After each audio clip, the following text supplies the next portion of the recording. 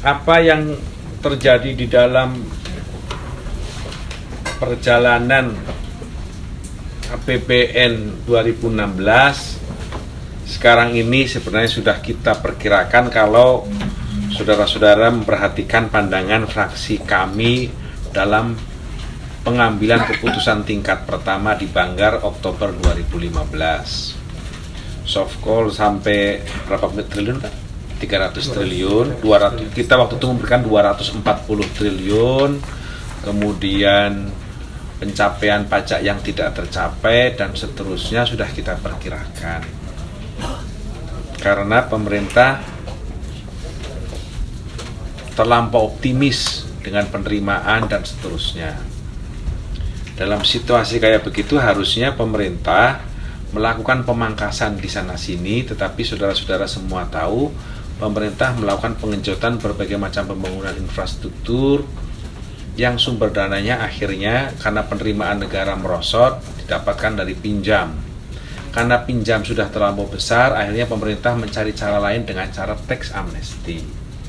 Tax amnesty itu adalah cara terobosan yang dilakukan oleh pemerintah ketika sumber-sumber lain sudah mulai menipis atau mengering, akhirnya ini sebagai sebuah terobosan. Terobosan itu dilakukan ketika kita mendapatkan krisis pendapatan negara. Sementara beban pengeluaran begitu besar. Negara sebenarnya dihadapkan pada satu ancaman besar di bidang ini karena pengeluaran lebih besar daripada pendapatan. Tax amnesty diharapkan bisa menutup kekurangan pendapatan tersebut. Fraksi Partai Gerindra tidak ingin memanfaatkan situasi ini sebagai sebuah keuntungan politik karena kita membaca bahwa ini bisa menjadi problem serius bagi bangsa dan negara. Kalau bangsa dan negara mengalami masalah dan krisis, maka yang rugi bukan hanya pemerintah, tetapi konstituen kami juga mengalami kerugian.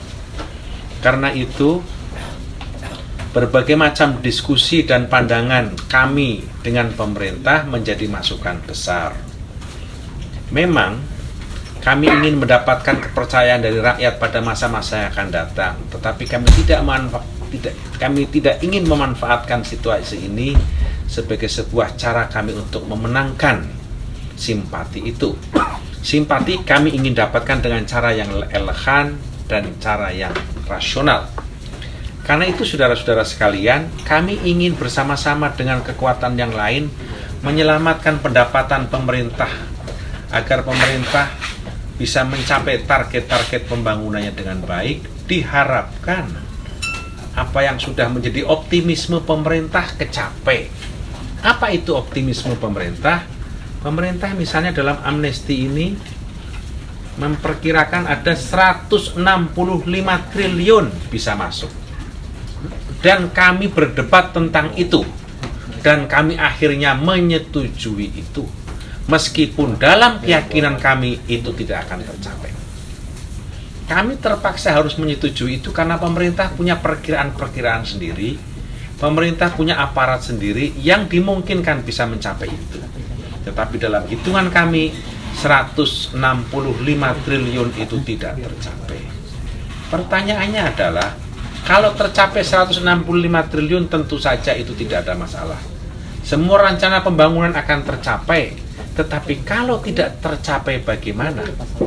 Mandat sudah kami berikan, kepercayaan sudah kami dukung, ketok palu sudah diketok, tidak ada cara lain untuk mencabut. Karena itu saudara-saudara sekalian, kami tahu betul, kami merasakan bahwa situasi sekarang ini sulit. Dalam situasi sulit, pemerintah kemudian memprioritaskan tentang pencairan PMN, permodalan bagi BUMN 47, sekian triliun. Sekali lagi, cara berpikir kami pun sama, bahwa keuangan negara tidak memungkinkan untuk memberikan permodalan yang begitu besar, meskipun persetujuan DPR sudah diberikan. Karena itu kami ingin agar pemerintah memprioritaskan hal-hal yang betul-betul penting bagi PMN ini. Dalam pembahasan APBN perubahan ini, saudara-saudara sekalian, kami sangat menyesalkan misalnya ketika pemerintah melakukan pemangkasan terhadap anggaran pendidikan. sampai 6,5 triliun. Padahal anggaran pendidikan ini adalah satu anggaran yang diwajibkan oleh Undang-Undang Dasar mencapai 20%. Pemangkasan terhadap 6,5 itu cukup besar dan akan ada pengaruh terhadap pembangunan pendidikan, baik pembangunan fisik ataupun pembangunan non-fisik. Pemangkasan serupa dilakukan di bidang kesehatan dan di bidang-bidang lain. Kami sebenarnya merasakan ini sebagai hal berat, tetapi pemerintah melakukan upaya ini dan itu sebagai cara pemerintah untuk tidak melanggar 3% dari PDB itu.